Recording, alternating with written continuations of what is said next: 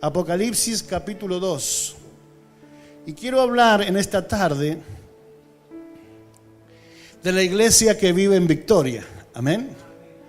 Y vamos a hablar de la iglesia que vive en victoria, pero cuando hablamos de la iglesia tenemos que hablar de nosotros mismos. Amén. Porque nosotros somos la iglesia. El que está sentado a tu lado es la iglesia. Y entre todos conformamos el cuerpo de Cristo. Así que en esta tarde tenemos que decirle: Señor, háblame porque te escucho. Amén. Qué bueno es que podamos nosotros escuchar lo que el Señor tiene para nuestras vidas.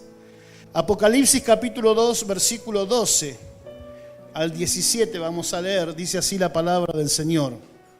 Y escribe al ángel de la iglesia en Pérgamo, el que tiene la espada aguda de dos filos, dice esto: yo conozco tus obras y dónde moras, donde está el trono de Satanás.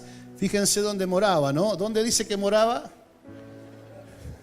Donde está el trono de Satanás. Pero retienes mi nombre y no has negado mi fe, ni aun en los días en que Antipas, mi testigo fiel, fue muerto entre vosotros, donde mora Satanás. Pero tengo unas pocas cosas contra ti, que tienes ahí a los que retienen la doctrina de Balaam, que enseñaba a Balac a poner tropiezo ante los hijos de Israel, a comer de cosas sacrificadas a los ídolos y a cometer fornicación.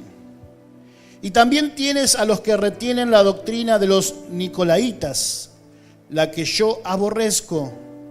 Por tanto, arrepiéntete, pues si no, vendré a ti pronto y pelearé contra ellos con la espada de mi boca.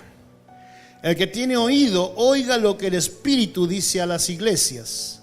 Al que venciere, daré a comer del maná escondido, y le daré una piedrecita blanca, y en la piedrecita escrito un nombre nuevo, el cual ninguno conoce, sino aquel que lo recibe.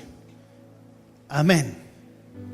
Qué interesante, ¿no? Todos sabemos, o la mayoría sabemos, que este capítulo 2 nos está hablando de distintas iglesias de la época. Y de alguna forma cada una de esas iglesias representa las distintas etapas o situaciones o momentos o tiempos en la que la iglesia vivió. Amén. Yo solamente quiero hablar de la iglesia de aquí de Pérgamo, porque es interesante lo que nos revela este pasaje. Este pasaje nos revela que hay un lugar físico, geográficamente hablando, y es un lugar donde Satanás pone su trono. Es lo que dice, ¿no? Allí él está con su trono. O sea, de generación en generación, ese lugar ha cambiado, ha estado en distintos lugares.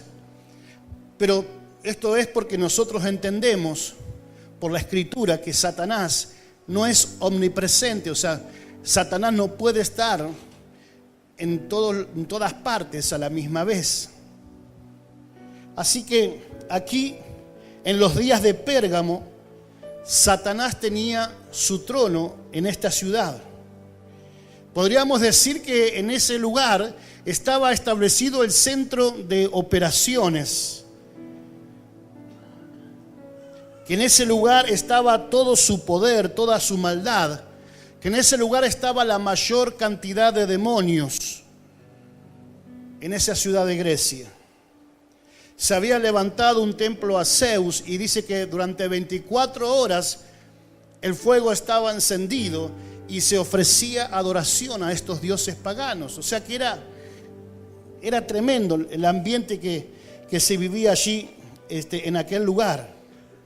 Pero en medio de toda esa maldad, en medio de todas esas tinieblas, en medio de esa gran cantidad de demonios, allí el Señor, ¿qué hizo? Levantó, nos dice aquí, una iglesia, ¿sí?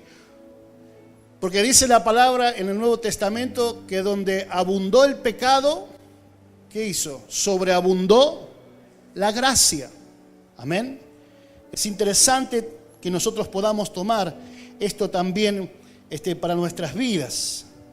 Lo que tenemos que entender es que nosotros fuimos llamados por Dios para interponernos, para interceptar lo que el diablo quiere promover. Porque nosotros, dice la Escritura, que somos la sal de la tierra y somos la luz del mundo, ¿sí o no? Y donde quiera que el diablo vaya a levantar su imperio, su trono, allí se va a levantar a una iglesia, allí se va a levantar un lugar donde también se glorifique y se exalte el nombre de Dios. Amén. O sea, nosotros entendemos que tenemos como iglesia la autoridad para derrumbar, para destruir todo lo que el enemigo quiere venir a causar y a traer conflicto y causar daño.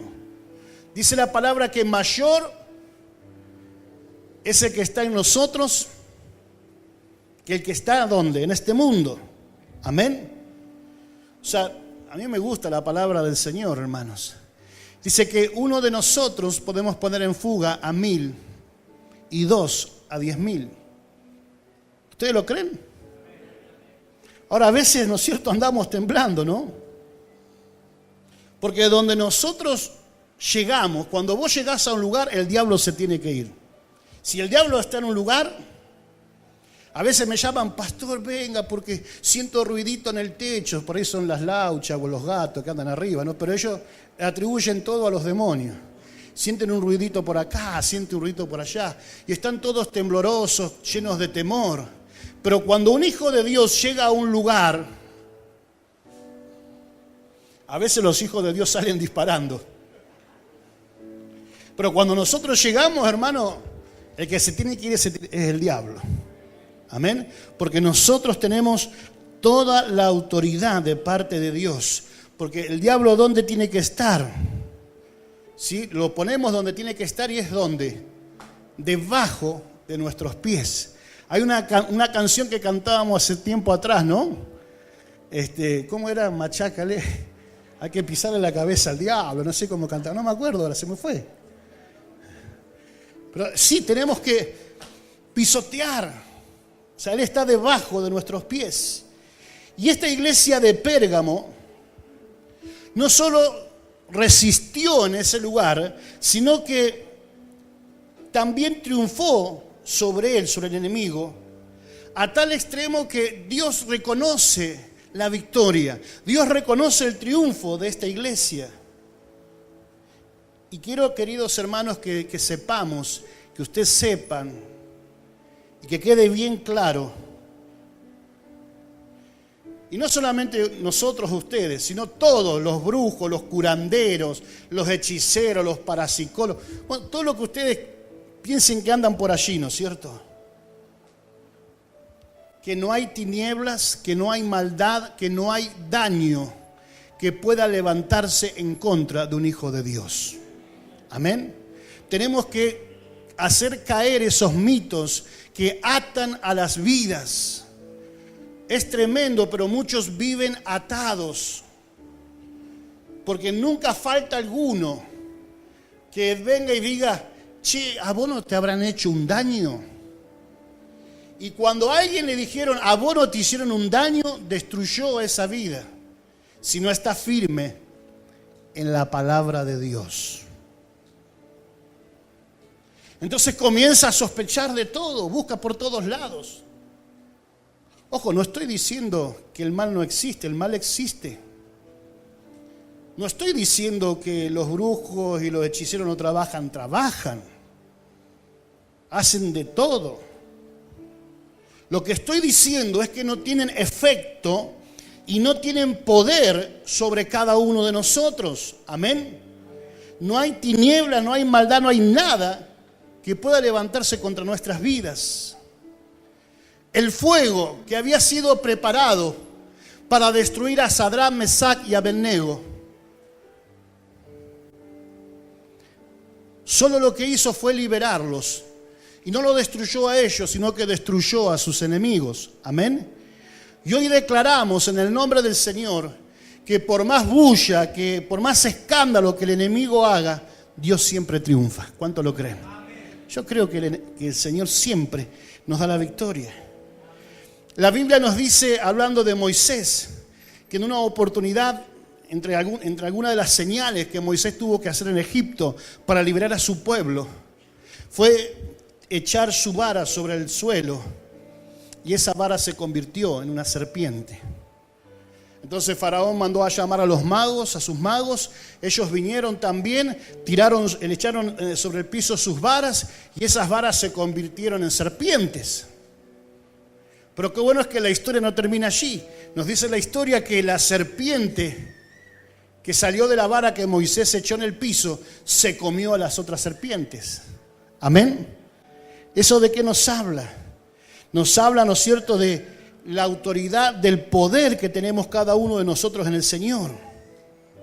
Y aquí creo que es esto, aquí viene lo más importante, es que no hay poder igual, no hay poder que pueda superar al poder del Cristo resucitado.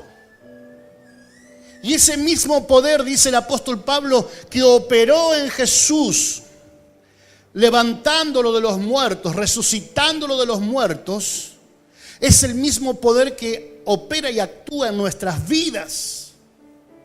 Amén. Ahora, saben que muy pocos en la iglesia creen esta verdad. Y por eso vivimos vidas mediocres.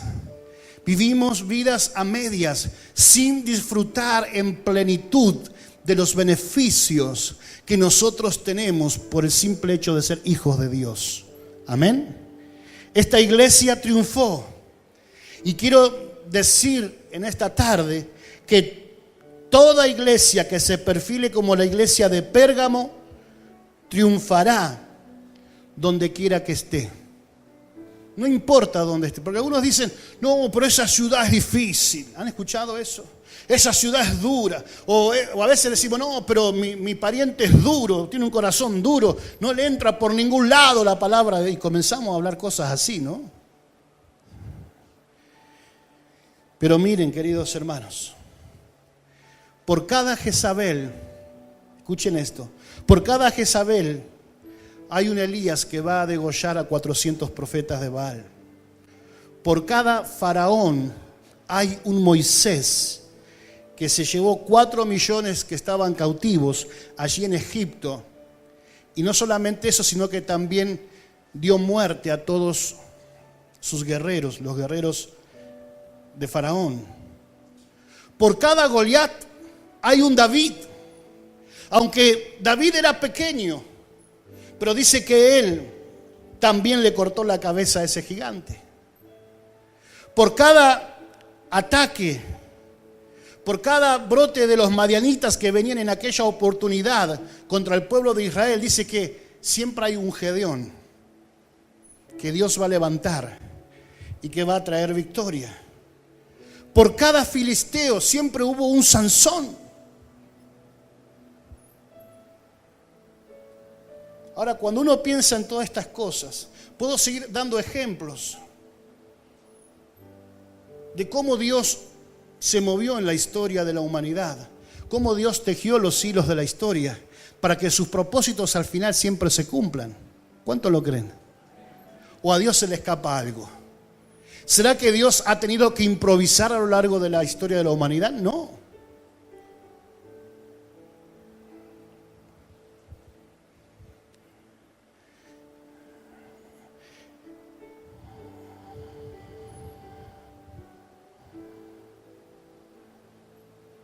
Pérgamo.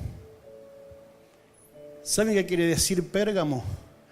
Pérgamo quiere decir fortificada. Y viene literalmente de pergamino. En la antigüedad las escrituras se escribían sobre pergamino. Bueno, si nos vamos muy atrás eran sobre piedras. Fue evolucionando, pero hubo momentos donde se escribían sobre pergaminos. Y eso era por la resistencia, por lo fuerte que eran. Tal es así que han subsistido a muchos siglos.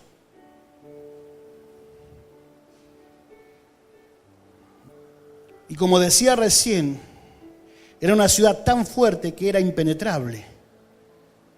Ahora, no hay ciudad, no hay vida que sea impenetrable para Jesús. Amén. No hay corazón duro para Jesús, lo decía recién. No hay una enfermedad que Él no pueda sanar. No hay una necesidad que Él no pueda suplir.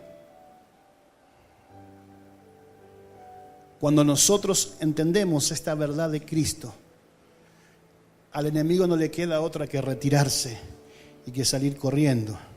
Amén. Cristo se ha glorificado durante todos estos años. Hermanos, no hace 2 días que estamos en este lugar, hace muchos años.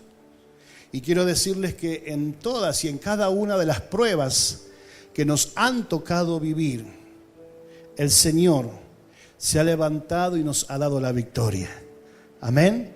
Y yo puedo ver aquí a muchos que son testigos de la obra de Dios en sus vidas. Puedo ver a muchos que han atravesado crisis, que han estado pasando momentos difíciles, pero se sobrepusieron, pudieron dar un salto, subir a otro nivel y seguir hacia adelante. Ahora, ¿qué características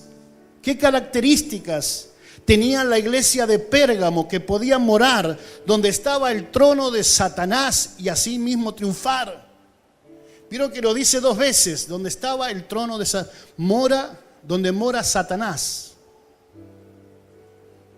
O sea, ¿cuáles eran las características de esta iglesia?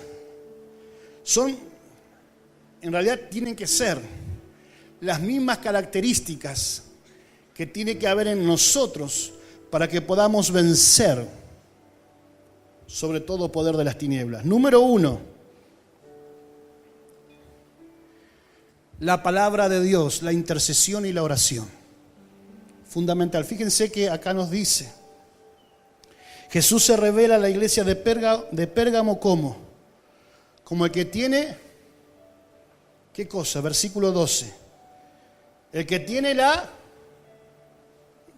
¿qué tiene? La espada. A ver, ¿me escucho? ¿O estoy medio sordo? Pensé que no estaba. El que tiene la espada aguda de 2 filos. ¡Wow! La espada de 2 filos. ¿Qué es? En el concepto de la escritura, la espada de 2 filos. La palabra de Dios. Es la palabra de Dios. En Hebreos capítulo 4, versículo 12 también nos dice, ¿no? Nos habla de la espada del Espíritu, de la palabra de Dios. Pero ¿saben cuál es el problema que tenemos? Es que si nosotros no usamos esa palabra, si nosotros no hablamos la palabra, o sea, no nos sirve de nada tener la palabra aquí en nuestro pensamiento si nosotros no la hablamos. O sea, tiene que haber un tiempo, tiene que haber un momento en el cual cada uno de nosotros hablemos la palabra. Porque aquellos que tienen conocimiento de la Escritura, pero no utilizan la palabra, es como un guerrero que tiene en su mano una espada y nunca la utiliza.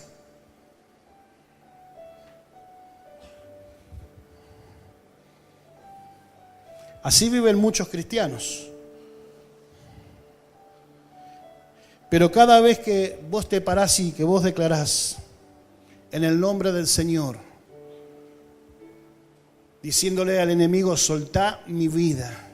En el nombre de Jesús yo te ordeno que tú sueltes mi familia, que tú sueltes mi salud, que tú sueltes mis finanzas. Entonces algo va a comenzar a ocurrir en nuestra vida. Amén. Lo que sucede es que muchas veces nosotros no lo hacemos.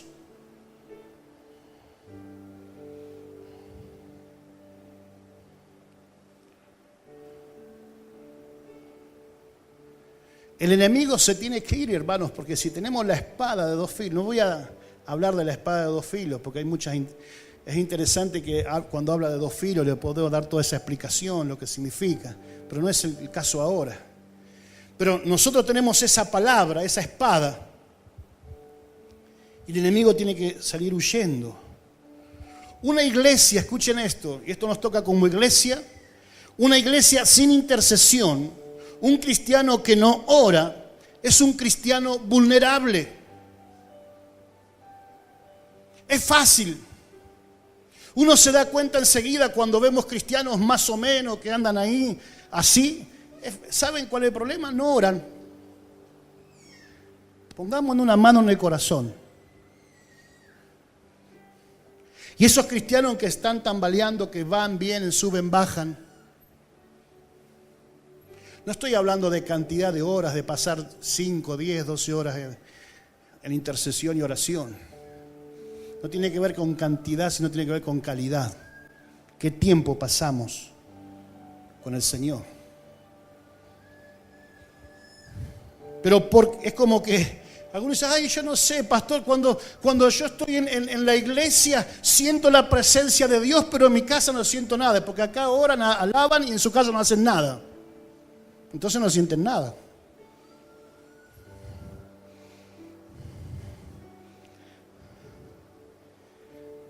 ¿Por qué mi familia está hecha un desastre? Dicen algunos. Encima lo preguntan, ¿eh? Sí.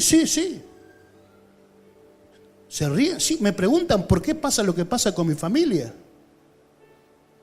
Me lo preguntan. Como desconociendo la causa. Como desconociendo por qué las cosas están mal. Y encima están esperando que yo les dé una respuesta. Sí saben por qué están mal las cosas. ¿Por qué tu familia es un desastre? Porque el diablo está sentado en la mesa de tu casa y se hace lo que él quiere. Y vos no tomaste la autoridad para echarlo fuera de tu casa. ¿Por qué es que no avanzamos? Dicen algunos. ¿Por qué no avanzamos? Porque hay cosas que solamente se obtienen cuando nosotros batallamos, cuando guerreamos. Miren, el enemigo no entiende ni español, ni inglés, ni francés. El diablo solamente lo que entiende es autoridad. Amén. Y cuando el enemigo ve a una persona que tiene autoridad en la palabra de Dios, sale huyendo. Así lo confrontó Jesús allí en el desierto. Cuando el diablo vino, ¿qué fue lo que hizo Jesús? Escrito está. Autoridad en la palabra de Dios. Hermanos, nosotros a veces no creemos en las promesas y en la palabra de Dios. ¿Saben qué dice el apóstol? Que el diablo cree y tiembla. Nosotros ni siquiera creemos. Bueno.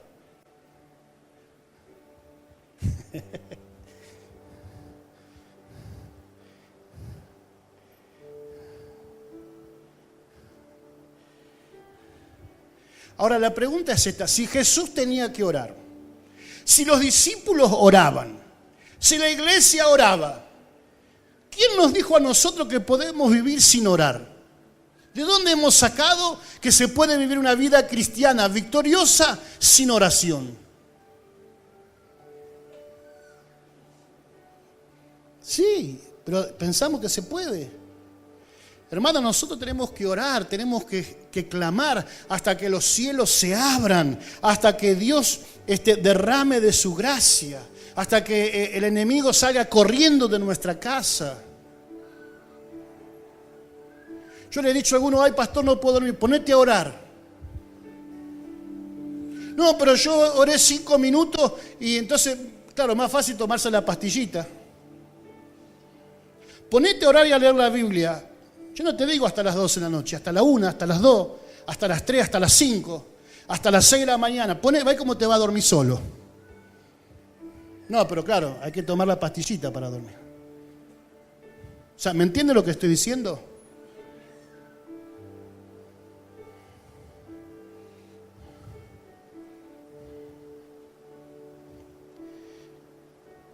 Viene un profeta o alguien famoso, che, va a venir fulana o fulano de tal, vamos todos corriendo ahí. Viene un cantante, vamos todos. Convocamos una reunión de oración, vienen 2.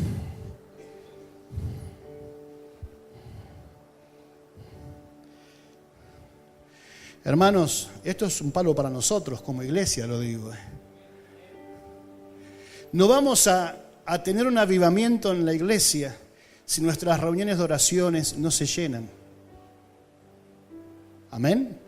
O sea, va a venir un avivamiento en la medida que nosotros nos volquemos a la oración. Amén. O sea, un cristiano que no ora, una pareja que no ora, gente que no ora, son esclavos del diablo. Lo tengo que decir así. Tenemos que orar y orar para que venga respuesta del cielo, para que venga un avivamiento.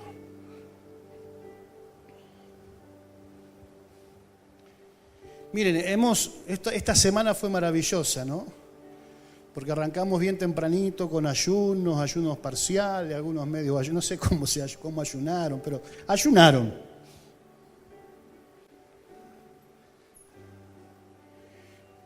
Y cuando vos te pones a buscar a Dios, vos te enfocás en Dios.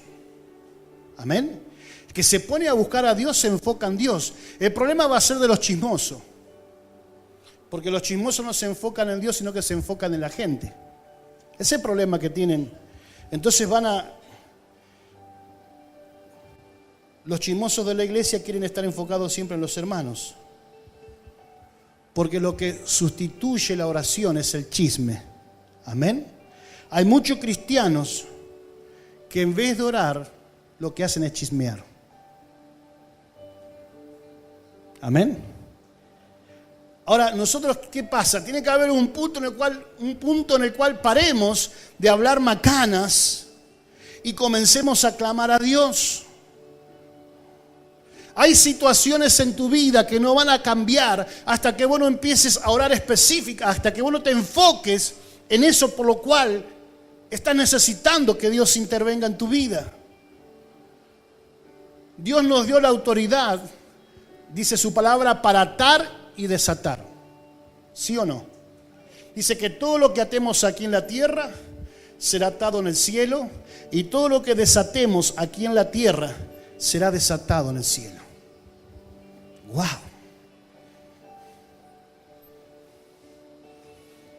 O sea que muchas cosas todavía no las hemos recibido porque no nos hemos tomado el trabajo de desatarlo allá arriba para que venga sobre nosotros.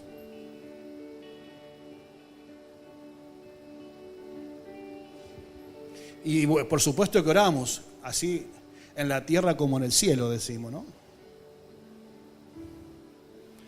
Todo lo que vamos a ver ahora en el campamento tiene que ver con restablecer ese diseño original de Dios.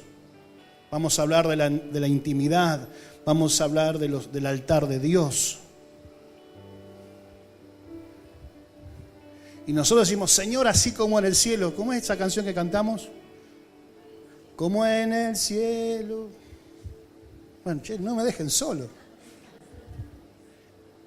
Yo canto cuando está el coro, solo no puedo cantar. Yo hago mímica nomás a veces. Pero como en el cielo, te adoramos. Muy bien. O sea, lo que tenemos que hacer, hermanos, es orar. Amén. A través de la oración, cuando nosotros paramos de andar chusmeando, vamos a tener tiempo para atar a los demonios que vienen para destruirnos, para paralizarnos. Tenemos la autoridad y podemos dormir tranquilitos porque el Señor nos guarda y nos protege. Yo siempre se los digo, a veces trato de explicarlo de distintas maneras. Mi preocupación no es si hay un brujo en la cuadra. Me han dicho, pastor, usted sabe que enfrente, cruzado de mi casa, hay una... Bueno, hay de todo. Y usted no sabe cuando la ven salir, la ven, ¿no es cierto? ¿Se imaginan? Yo siempre cuento, lástima que no están ni mi mamá ni mi abuela. Pero siempre cuento la historia cuando a mí me llevaban, cuando tenía 4 o 5 años, a Doña María, a curarme el empacho y a tirarme el cuerito. Yo no sé si me sanaba del susto que me pegaba, porque...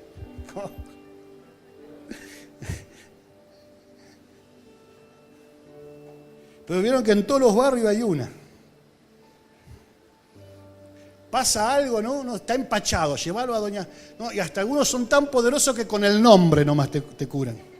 No hace falta ir darle el nombre que te curan por nombre. Ahora, hay creyentes, ustedes no, ninguno de ustedes, pero hay creyentes que creen más esas cosas que lo que el Señor dice en su palabra. Y a veces pasa con los más viejitos, ¿no? Ven al hijo, al nieto, bisnieto. Ese nene me parece que está empachado, está ojeado. Me acuerdo que me ponían un platito con agua y le echaban una gotita, así era el platito, el aceite, unas gotitas de aceite. ¿Qué no me hicieron? Me hacían acostar y me ponían ventosa. ¿Ventosa, Sí. ¿Qué sé yo? Las cosas que me hacían. Con un algodoncito adentro y lo prendían fuego, y no sé. Sí. Decirle a que está a tu lado, hay que orar. Número 2, otra característica de la iglesia, escuchen esto. Esta iglesia tenía obras. Decirle que está a tu lado, tenía obras esta iglesia. Dice aquí la palabra del Señor en el versículo 13, yo conozco tus obras. Amén. Esta iglesia era una iglesia que hacía obras. Ahora hay que tener cuidado porque hay iglesias que son adictas a la oración y no hacen nada. Se la pasan toda la vida orando. Tenemos que orar, hay que orar, hay que orar. Oran todo el tiempo. Pero hay que actuar. Dios le dijo a Moisés, basta de orar.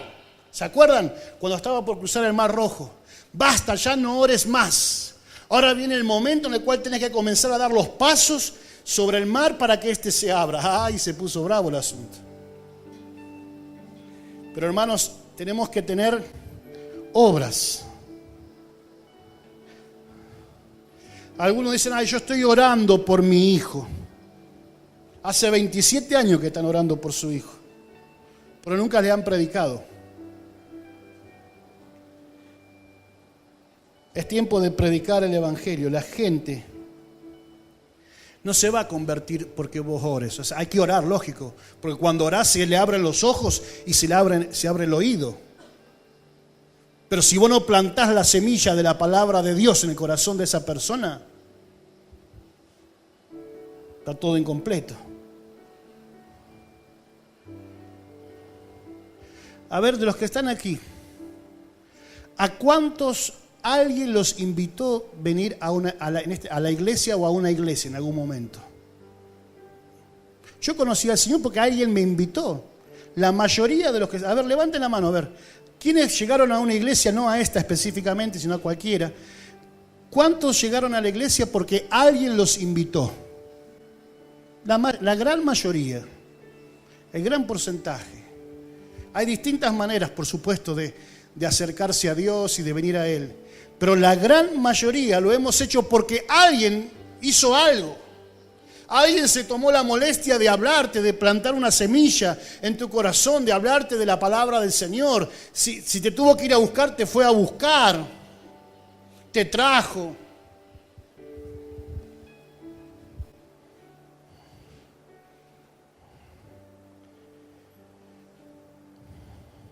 Entonces la iglesia tiene que tener obras. Se tienen que palpar las obras, hermanos. Amén. Algunos son puro bla, bla, bla nomás, ¿no? Pero no hay obras. ¿Qué dijo el apóstol Santiago? La fe sin obras, ¿cómo es? Está muerto. O sea, muéstrame entonces tu fe por tus obras. Amén.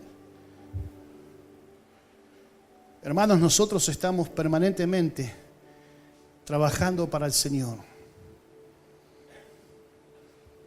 Y algunos nos preguntan, ¿ustedes qué hacen en la iglesia? No, yo les digo, ¿qué es lo que no hacemos? Porque no paramos con una actividad y seguimos con otra. Y por todos lados se está trabajando y se está haciendo en los hogares, en las células, en las reuniones, en las casas, por todos lados. Estamos trabajando y obrando, llevando la palabra del Señor. Número 3, otra característica, identidad. Versículo 13 dice, yo conozco tus obras y dónde moras, donde está el trono de Satanás, pero retienes, ¿qué cosa? Pero retienes mi nombre. Amén. Retienes mi nombre. O sea, uno de los trucos que más utiliza el enemigo es jugar con tu identidad en Cristo. Lo mismo, cuando estuvo allí en el desierto, le dijo a Jesús, si eres en verdad el Hijo de Dios, si eres Hijo de Dios. Y una de las cosas que el enemigo trata todos los días es de convencerte de que vos no sos salvo. Entonces algunos dicen, ay, yo no sé si me voy a salvar. Capaz que meto la pata ahora y me voy al infierno. No sé si seré salvo porque dije una mala palabra. Hay gente que no sabe si es salvo. Yo no siento. No. No tenés que sentir si sos salvo. Amén. La salvación no es una cuestión de sentir, sino que tiene que ver con la fe. Por fe es que somos salvos, por la palabra de Dios. Así que la salvación, hermanos, no es como una vacuna que nos ponemos y que cada 10 años hay que ir renovándosela. Porque parece que la vacuna de salvación que nos pusimos hace 10 años va perdiendo su efecto y cada vez es menos. No. Dice la palabra del Señor que cuando nosotros venimos a Cristo somos nuevas criaturas. Las cosas viejas pasaron y aquí todas son hechas nuevas. Por supuesto que hay cosas que seguir cambiando porque esa vieja naturaleza sigue en nosotros. Pero tenemos que ir trabajándola todos los días. Amén. Te podés equivocar. Pero saben, hay algo interesante. Por eso Dios estableció la gracia.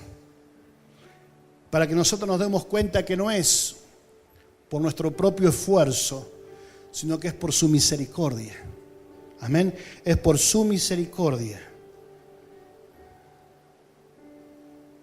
Si valió la gracia cuando recién nos convertimos.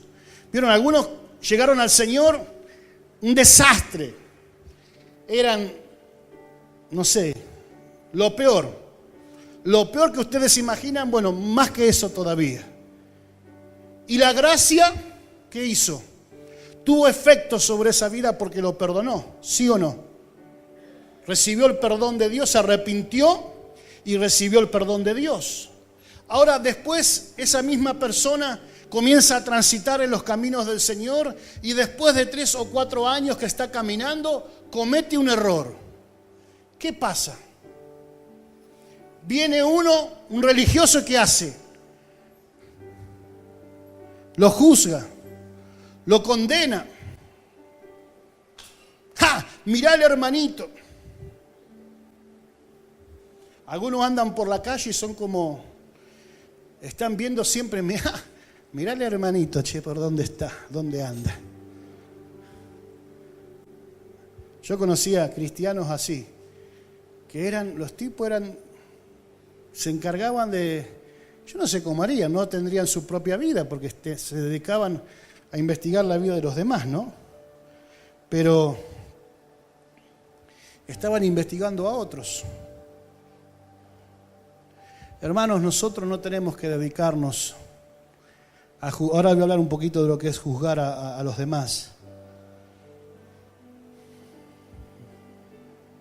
Pero, ¿sabe de una cosa? Abogado tenemos. Decirle que está a tu lado, yo tengo un abogado. ¿Vieron que ahora cualquiera dice cualquier cosa? Tened cuidado porque va en cana.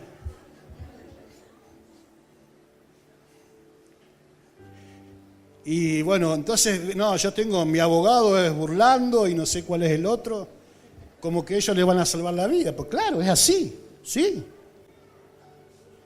Buscan el mejor estudio, el mejor staff de abogados. Entonces estoy tranquilo. Hermano, la palabra del Señor nos dice que si pecamos, abogado tenemos para con el Padre. O sea, en otras palabras, tenemos a alguien que nos defiende como ningún otro lo va a hacer. Amén. O sea, nuestro abogado es Cristo, es el Señor. Por eso me da pena cuando algunos cristianos, ¿no es cierto?, persiguen a otros cristianos. ¿Saben por qué lo hacen? Persiguen a otros cristianos mirando o tratando de sacar la paja del ojo ajeno, pero se olvidan de que tienen una viga en el suyo propio, en el suyo. Así hay muchos cristianos tratando de ver qué es lo que hacen los demás. Todo el que te acusa, esto es fuerte. Tengo algunas cosas, ustedes me van a saber entender, ¿no? Amén. Todo el que te acusa tiene un demonio dentro de él. ¡Wow! ¿Qué dijo el pastor?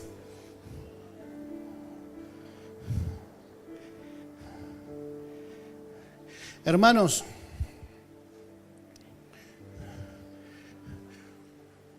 ¿cuántas veces han dicho cosas de vos? Si yo les contase. Ahora, ¿saben qué dice la palabra del Señor? Que el árbol se conoce ¿por qué? Por sus frutos.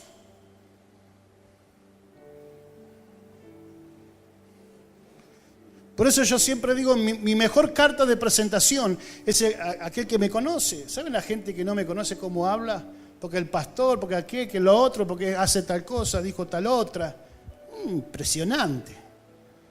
Si yo tuviese que llevarme por todas las cosas que dicen, bueno, me tendría que...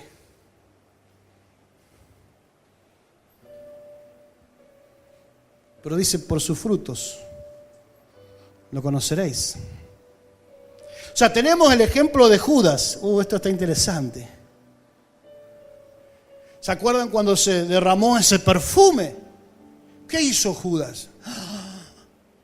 ¿Cómo van a hacer eso? ¿Cómo van a hacer semejante derroche? Hubiésemos usado todo ese dinero para darle de comer a los niños, a los necesitados. Fíjense que está bueno, ¿no? Aquí me estoy metiendo.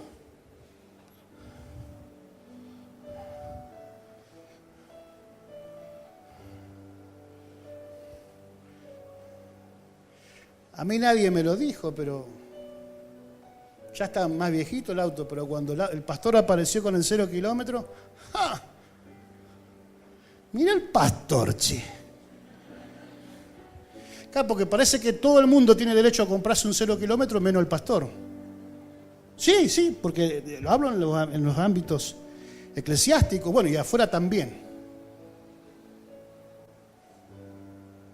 Esta semana me contaba mi mamá, estaba en la parada del colectivo y pasó un pastor, un hermoso vehículo. Y entonces la que estaba ahí, ¡ja! Mirá, ahí va el pastor, dice. Seguramente que se compró ese vehículo con la plata que le sacan a la gente. No, ustedes no escucharon nunca esas cosas, ¿no? No.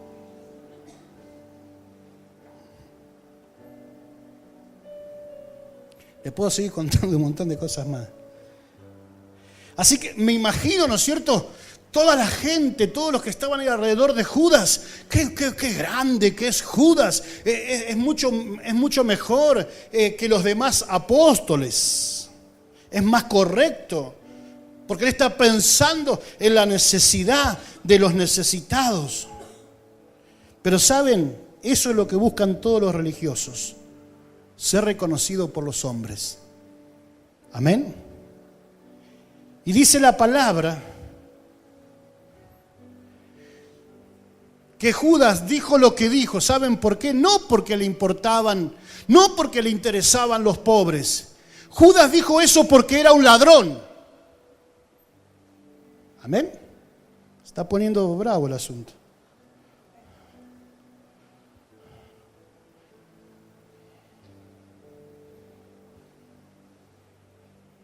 Porque vieron que dicen el ladrón, ¿cómo es? Desconfía de todo el mundo. Porque piensan que son todos ladrones.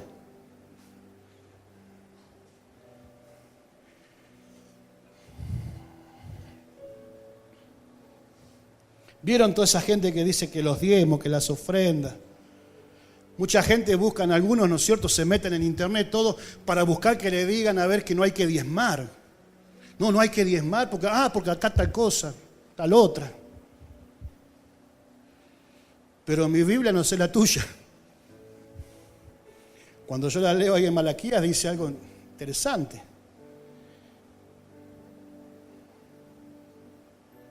Y hermano, es duro, pero nos trata de ladrones cuando no diezmamos y ofrendamos.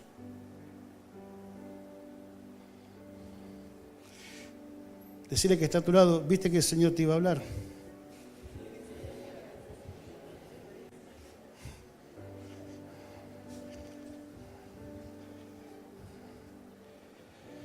Claro, después se preguntan por qué las cosas no avanzan, por qué las cosas no andan bien, por qué no prosperan. Ese mismo pasaje de Malaquías dice que están bajo maldición. Y no me después si quiere de una charla aparte, pero no porque el Antiguo Testamento, no quiero entrar en ese detalle ahora. ¿Saben una cosa, hermanos? Todos los que han sido fieles al Señor han sido prosperados. Y no es por el hecho de ser pastor, porque yo conozco pastores que no son prósperos, porque no tiene que ver con un título, sino que tiene que ver con fidelidad a Dios. Amén. Y sigo. Número 4. Otra característica es fe. Digan fe, a ver bien fuerte, fe. Aleluya, sonó lindo, ¿eh? Tiene que quedar bien claro que nosotros no vamos a derrotar al enemigo si no tenemos fe. La Biblia dice que el escudo de la fe puede apagar el 20% de los dardos del enemigo. Todos los dardos del enemigo, del maligno, pueden ser apagados por la fe. O sea, todo lo que el enemigo te envíe, todo lo que el enemigo te mande, cuando vos tenés fe, no se te pega, se cae, no te afecta. Amén. Tenemos que tener el escudo de la fe. Ahora, si no tenés el escudo de la fe, si no tenés la fe, estás en el horno. Amén. ¿Qué dice aquí en este versículo? En el versículo 13, y no has negado mi fe, ¿no? Veníamos hablando, retienes mi nombre, y no has negado mi fe. Esto es algo interesante. ¿Por qué dice esto? ¿Saben por qué? Porque hay cristianos que tienen fe hasta que vienen los problemas. Cuando comienzan a tener problemas se les va la fe.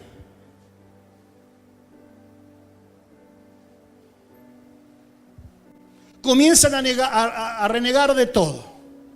Las cosas no me salen. Yo sabía que no sé para qué perdí todos estos años en la iglesia. No sé por qué no sirve al final creer. No sé qué hice. Todo empieza, ¿no?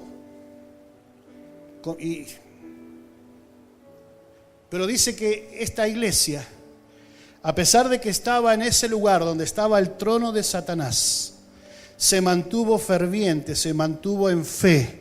¿Sí? Su fe no menguó, sino que su fe creció y fue la que le ayudó a sobreponerse a todas las embestidas de las tinieblas.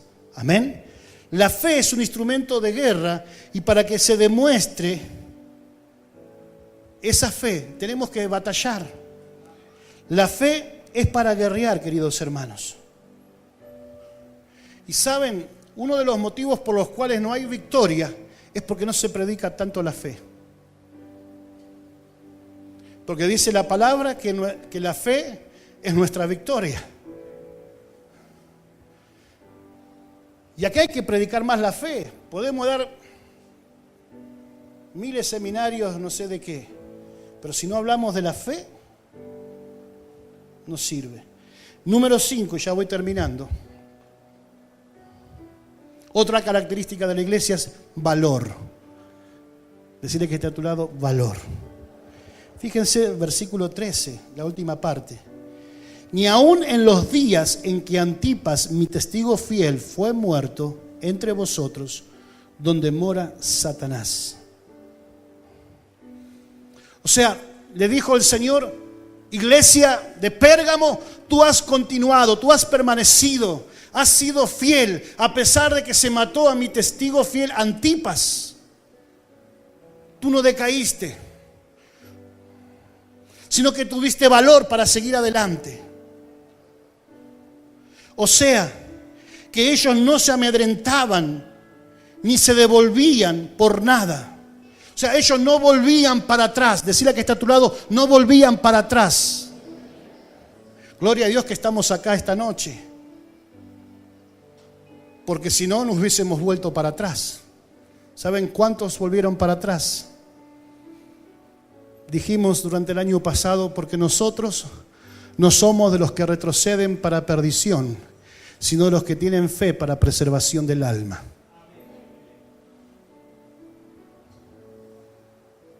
Dice la palabra del Señor que el que pone sus manos en el arado y mira hacia atrás, dice esa persona que pone sus manos en el arado y mira hacia atrás no es digno.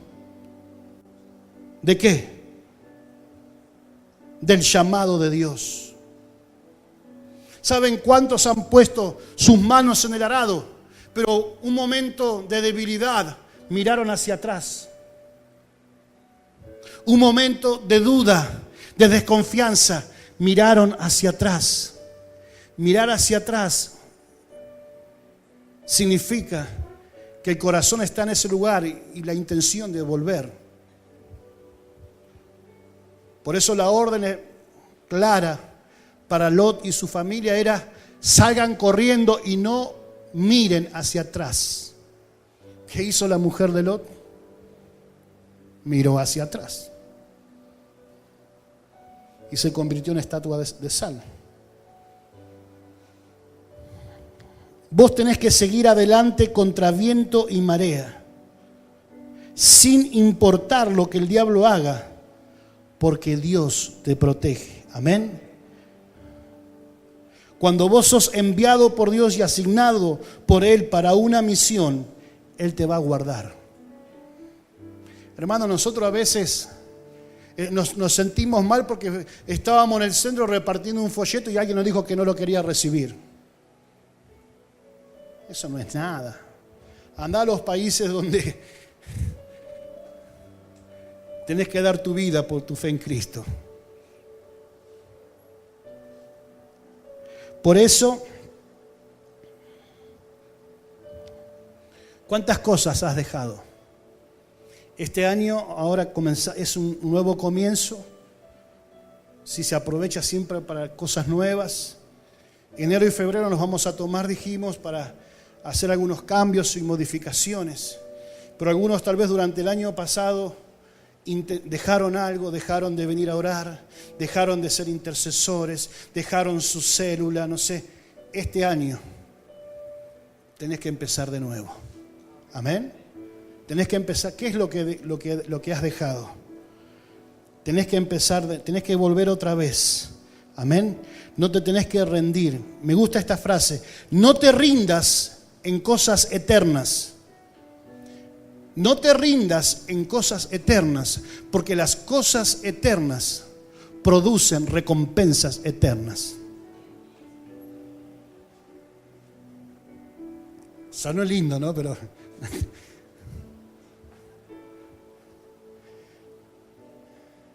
miren, siempre dejamos lo eterno por lo temporal.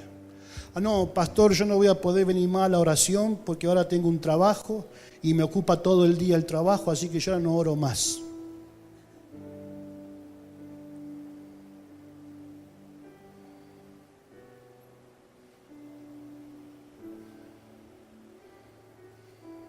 ¿Se entiende lo que estoy diciendo? ¿No será que tendrás que buscar otro horario para orar? ¿No será que tenés que buscar otro momento? Pero ¿cómo vas a renunciar a tu oración por algo terrenal? Yo tengo que cuidar. Entonces, ¿vieron? Es como cuando hacemos las cuentas. No, al verdulero le pago porque si no me agarra. El Señor sabe esperar. Pero le arreglamos con el verdulero, con el carnicero, con este y con el otro.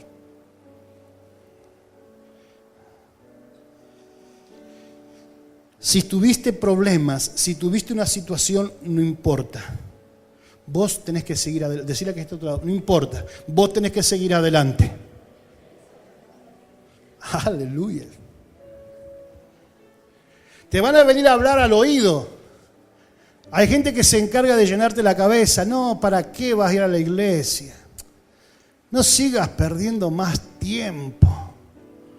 Hay cosas más importantes que vos tenés que hacer. Bueno, lo dejamos ahí. Esta iglesia de Pérgamo triunfó porque tenía todas esas características que acabamos de mencionar. El Señor dijo, es una iglesia maravillosa, es una iglesia de poder, pero tengo algo contra ti. Había un problemita. Ojo, no era todo color de rosa. Le dijo el Señor, tienes dos doctrinas metidas dentro. Esas dos doctrinas, la doctrina de Balaam y la doctrina de los nicolaitas. Dos doctrinas que fueron metidas, introducidas en la iglesia para destruirla. Ojo, para destruirla.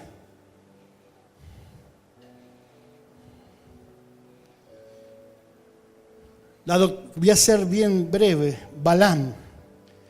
Ahí dice, Balaam era un profeta de Dios que lo contrató, le pagó Balac, que era el enemigo, le pagó plata para que en vez de bendecir al pueblo de Israel, lo maldijera. El peor peligro que existe en una iglesia es maldecir la iglesia. Hermanos, no puede ser que, yo sé que acá no ocurre, pero yo he escuchado a hermanos maldecir sus propias iglesias, congregaciones. Cuando vos hablás mal de un hermano, si vos sos parte de esta congregación y hablás mal de un hermano, de una hermana, de un líder, del pastor o de quien sea, estás hablando mal de vos mismo también. Lo que estás haciendo es maldecirte vos mismo. ¿Se entiende lo que estoy diciendo?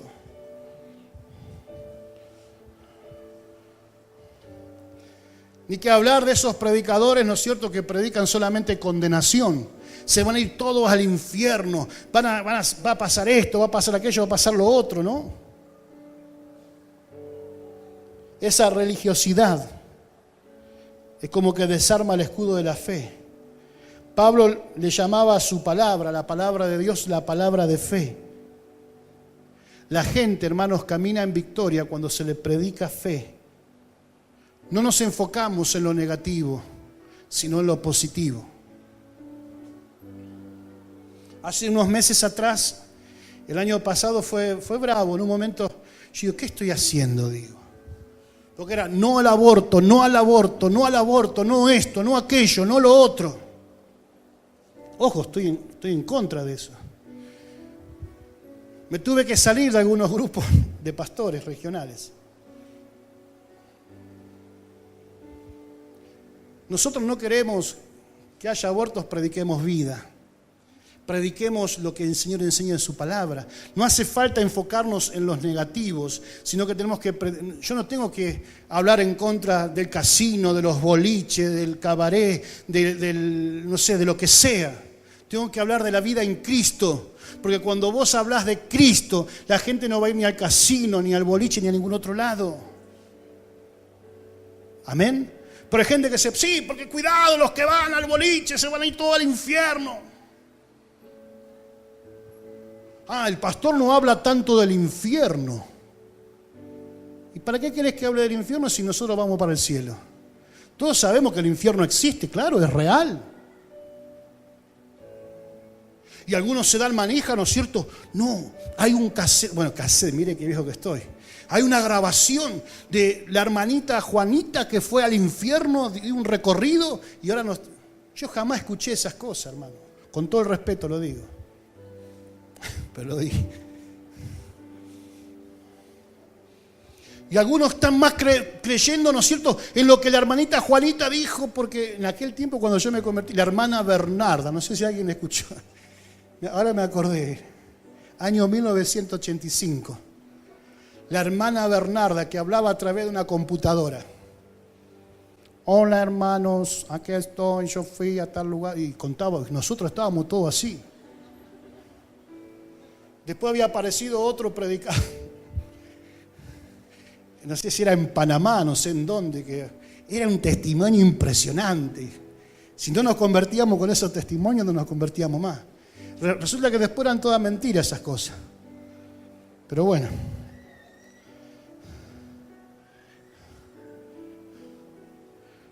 No nos enfoquemos en lo negativo, sino en lo positivo, en lo que es sano. Porque la victoria está en la fe. Amén. Tenemos el ejemplo de Pedro. El Señor dijo, Pedro, yo sé que vos vas a fallar, vos vas a fracasar. Pedro, sé que vos me vas a negar. Pero quédate tranquilo, cuando tú vuelvas, ven y confirma a tus hermanos. En el otro pasaje dice, el diablo ha pedido para zarandearlos, pero quédate tranquilo, yo he rogado para que tu fe no falte.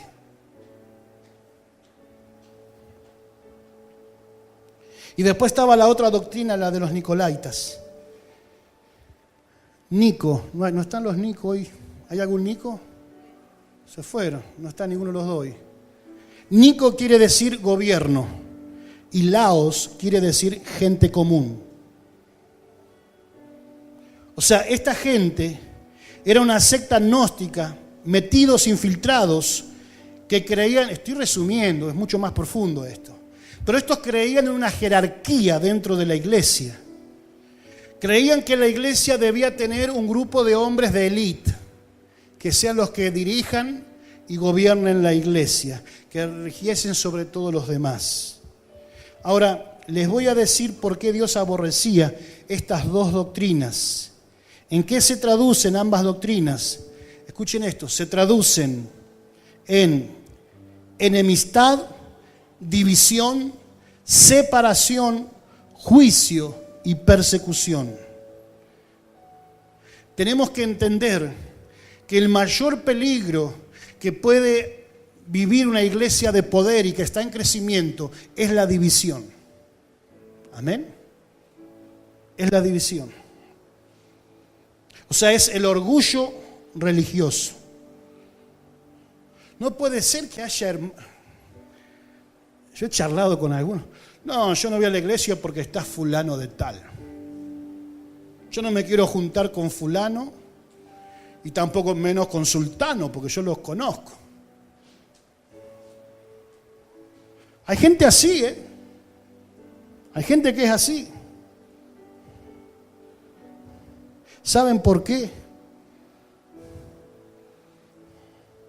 O sea, esa gente que habla así, y yo les digo que cuando charlo con esa gente les doy como para que tengan un tiempito.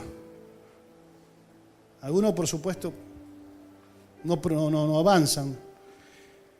Pero esa gente le desagrada a Dios. Si vos hablas con un hermano que está hablando mal de otro, hermano, cuidado. Porque cuando vos te vayas va a hablar mal de vos también. Esa gente a Dios no le agrada. ¿Saben por qué? Porque ese hermano, aunque tenga defectos, no sea tan perfecto como vos, porque vos sos perfecto, fue comprado por el mismo precio, se pagó el mismo valor, que es la sangre de Cristo. Amén. Y cuando vos juzgás, escucha esto, cuando vos juzgás, el Señor te quita la gracia y te juzga con la misma vara. O sea, cuando vos juzgás a alguien, entrás en juicio. Amén. Cuando vos te pusiste a juzgar a tu hermano, mirá la hermana Juanita, mirá con la pollera que se vino, ¿Cómo va a venir con esa pollera a la iglesia? Ya entraste en juicio. ¿Sabes por qué te digo que entraste en juicio? Porque con la misma vara que vos juzgás o medís, vas a ser medido. Amén. Así que, cuando vos ves que un hermano tuyo comete una falta, no lo juzgues, no lo condenes. Vos lo que tenés que decir, hermano, yo sé que te equivocaste, que tuviste mal, pero yo quiero ayudarte. Eso es misericordia. Cuando vos ves que tu hermano se equivoca, no lo juzgues ni no lo condenes.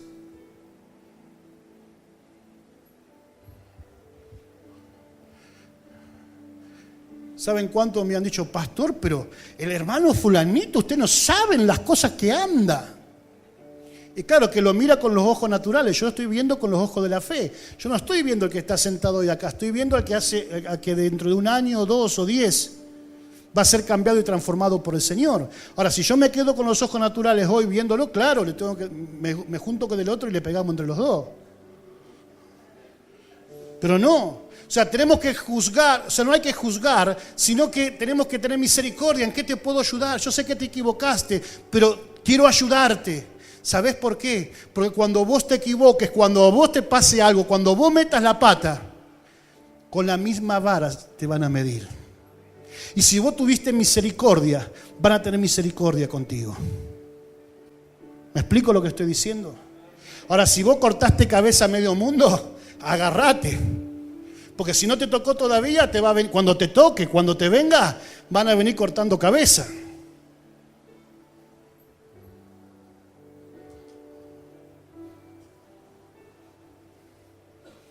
Hace muchos años pasó una situación.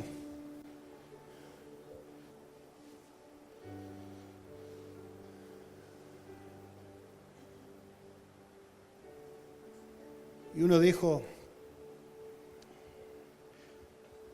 había habido un problema con la hermana de una hija, con la hija de una hermana. Y el otro tuvo misericordia, lloró con esa hermana. Se tomaron de la mano y siguieron adelante. Después hubo otra situación y también ese otro fue y lloró con esa otra hermana. Se abrazaron y siguieron adelante. Al tiempo, a este otro le tocó también vivir una situación difícil, para nada agradable.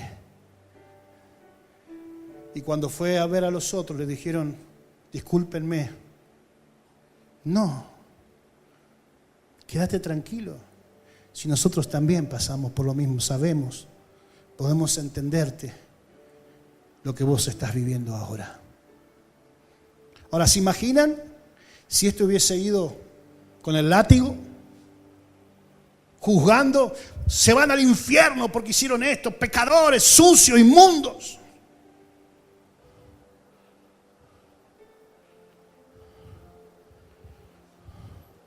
Si vos seguís juzgando, un día serás juzgado. Si vos seguís rechazando, un día vas a ser rechazado. Que quede claro que aunque tal vez ahora no necesitas favor y gracia, un día lo vas a necesitar.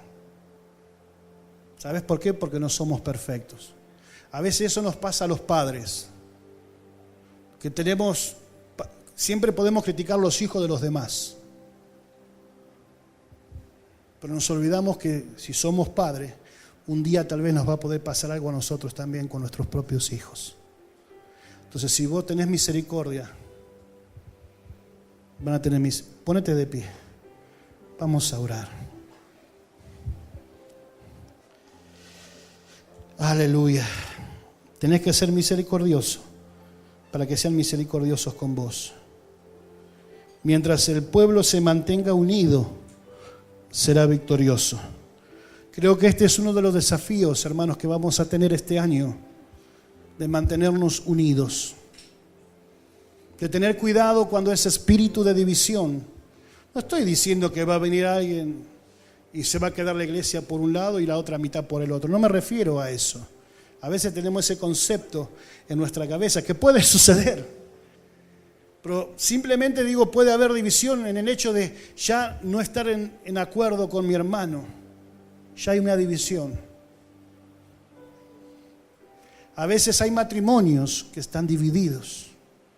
Hay familias en las cuales hay división.